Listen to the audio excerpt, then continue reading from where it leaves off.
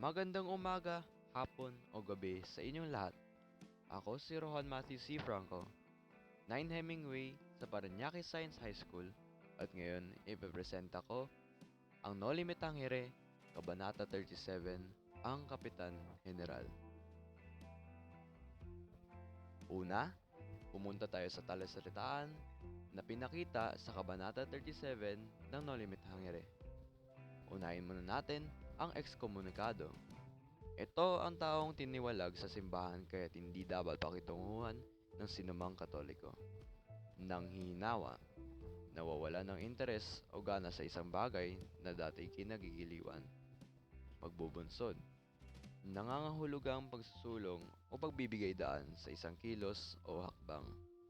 Kimi, nangangahulugang mahiyain o may pagkamahiyain sa harap ng ibang tao. Kinalulugdan, nangangahulugang tinatanggap o nagugustuhan ng isang tao. Paghihidwaan, nangangahulugang pagkakaroon ng alitan o hindi pagkakasundo. Pinalagos, nangangahulugang pinaabot o ipinaanod sa pamamagitan ng isang bagay o daanan. Nagkasala, nangangahulugang nakagawa ng kasalanan o paglabag sa batas o patakaran. Sigalot, nangangahulugang matinding alitan o hindi pagkakaunawaan. Iyan ang mga talasalitaan na binigay o sinabi sa kwento ng No Limit Tangere sa Kabanata 37, ang Kapitan General. Susunod, ang mga tauhan sa Kabanata 37 ng No Limit Tangere. Kapitan General, siya ang pinakamapa, pinakamakapangyarihan sa Pilipinas. Tumulong upang maalis ang pagka-ekskomulgado ni Ibarra. Crisostomo Ibarra. Siya ang pangunahing tauhan ng nobela. Isang binatang Pilipino na nag-aaral sa Europa at bumalik sa Pilipinas upang itaguyod ang mga reforma para sa ikabubuti ng bayan. Siya ay kilala rin bilang Juan Crisostomo Ibarra y Magsalin. Maria Clara, ang kasintahan ni Crisostomo Ibarra. Siya ang perpektong halimbawa ng isang dalagang Pilipina, mabait, maganda, at relihiyosa. Siya ay anak ni Kapitan Tiago at ni Doña Pia Alba. Ngunit may sikreto tungkol sa kanyang tunay na pagkatao. Padre Salvi, isang paring Pransiskano na naglalayon na makuha ang pag-ibig ni Maria Clara. Siya ay isa sa mga antagonista ng nobela at may malalim na inggit at galit kay Ibarra. Padre Sibilla, isang paring Dominikano na isa sa mga opisyal ng simbahan. Siya ay mas mataas na ranggo kaysa kay Padre Salvi at madalas nakasama sa mga diskusyon ukol sa mahalagang isyu ng bayan. Alkalde, siya ang opisyal na pamahalaan na namumuno sa bayan ng San Diego. Bagamat, siya ang tagapagpatupad ng batas. Siya rin ay madaling maimpluwensyahan ng mga praile at iba pang makapangyarihang tao sa bayan. Sinang, isang masayaan at matalik na kaibigan ni Maria Clara. Siya ay anak ng isang mayamang pamilya at palaging kasama ni Maria Clara sa mga mahalagang tagpo sa nobela.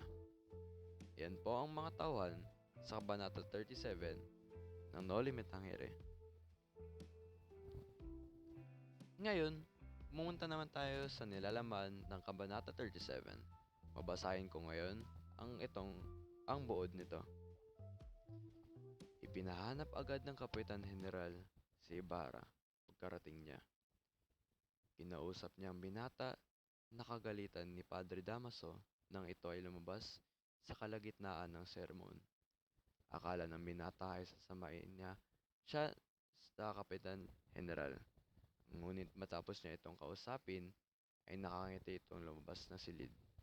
Tanda ito na mabuting ugali ng Kapitan General na mayroong panahon, basta sa katarungan. Sumunod na kinausap ng Kapitan General ang mga praile na sina Padre Sibilla, Padre Martin, Padre Salvi, at iba pa. Nagpakita ng paggalang ang mga ito sa pamamagitan ng pagyuko maliban kay Padre Sibilla. Samantalang si Padre Salvi naman ay halos mabali na ang baywang sa pagkakayuko. Kanilang binanggit ang pagkakasakit ni Padre Damaso kaya wala siya doon. Sumunod na nagbigay galang sina Kapitan Tiago at Maria Clara na pinapurihan ng general dahil sa katapangan nito sa pagitna sa away ni Ibarra at Padre Damaso, maging ang pagbabalik ng hinahon ng binata dahil na rin sa kanya. Nabanggit ng general na dapat siyang gantimpalaan dahil sa kanyang ginawa na agad namang tinanggihan ng dalaga. Ilang sandali pa'y dumating na si Ibarra upang makausap ng general. Nagpaalala naman si Padre Salvi na ang binata ay ekskomulgado. Ngunit di naman ito pinansin ng general. Sa halip ay pinaabot niya sa pari ang pangangamusta nito kay Padre Damaso. Umalis ang mga pari na hindi nagustuhan ang ipinakita ng general. Binati ng general si Ibarra at pinuri ang ginawang pagtatanggol nito sa alaala ng kanyang ama. Ayon sa general ay kakausapin niya ang arsobispo tungkol sa pagiging ekskomulgado ng binata. Napansin naman ng general ang pagiging balisan ni Maria kaya sinabi nitong nais niyang makaharap ito bago umalis patungong Espanya. Ipinaabot naman ito sa alkalde na samahan siya sa paglilibot. Base sa pag-usap ng binata at ng general ay mapapansin na nakilala ni Ibarra pati ang pamilya ng Kapitan General sa Espanya. Namangha namangha rin ang general sa katalinuhan ng binata na di umano bagay ang kaisipan sa Pilipinas. Anang general, ipagbilin na lamang daw ni Ibarra ang lahat ng kanyang ari-arian at sa Espanya na lamang manirahan dahil ang katalinuhan nito ay nararapat lamang sa kaunlaran ng ibang bansa. Bagay na di sinang-ayunan ni Ibarra dahil ayon sa kanya ay higit na matamis ang mamuhay sa sariling bayan. Maya-maya ay binanggit ng general kay Ibarra na kausapin si Maria at inahibilin na papuntahin sa kanya si Kapitan Tiago. Umalis na si Ibarra upang puntahan si Maria. Samantala, sinabi ng general sa Alcalde Mayor na protektahan ang binata upang may sa kapatuparan nito ang kanyang mga layunin at tumangos naman ang alkalde bilang pagsunod. Ilang sandali pa'y dumating na si Kapitan Tiago. Pinuri ng general ang pagkakaroon nito na mabuting anak at mamangunain.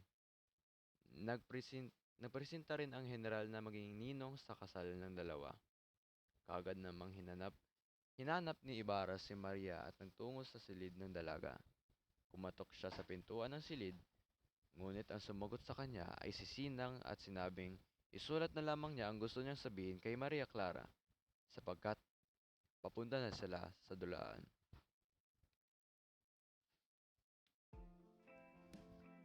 Ngayon, natapos na natin ang pabasa ng nilalaman ng Kabanata 37 ng No Limit Hangere.